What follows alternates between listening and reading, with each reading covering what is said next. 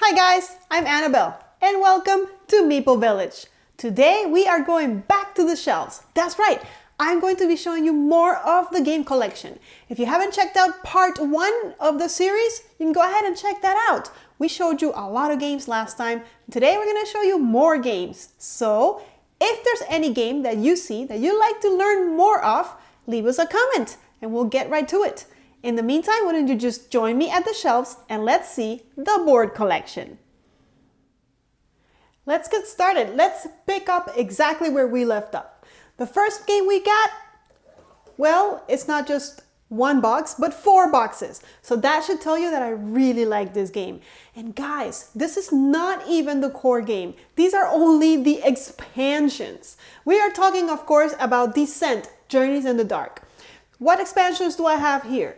First, we got the Altar of Despair, and you can tell they're heavy. So there it is. And really, the game mechanics are the same, just different monsters. And you know, it was kind of like Pokemon. You gotta catch them all. Here's the next one, Sea of Blood. Let's see, and Tome of Ice, which introduces a lot of ice monsters, obviously, just like the name says.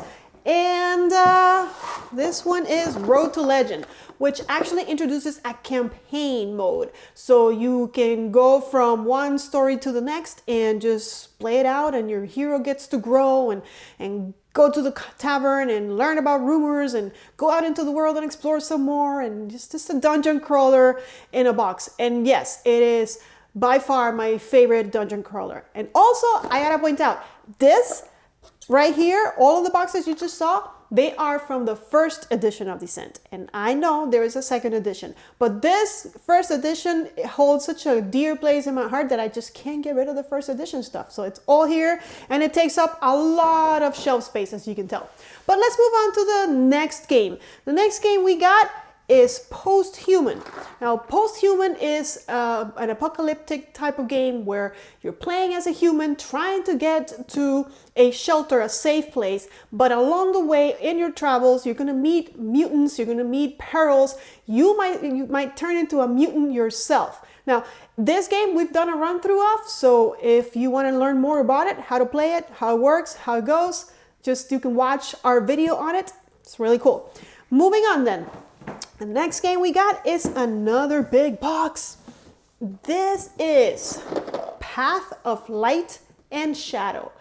And this game I picked up because I played it at a convention and I fell in love with it immediately. It is a deck builder, but you're also building buildings. You're also deck building. It has very cool art and very cool mechanics, and it's an amazing presence when you set it out. It looks beautiful because it's got this little things. You can tell that the game is growing as you play it, and everything that you do has an impact on what happens in the board itself. So that's Path of Light and Shadow. And last but not least, we have Marvel Legendary. Now, this is a deck builder game, and it's not the most complicated of games. It's actually, I would kind of consider it a gateway game. It's very easy to play.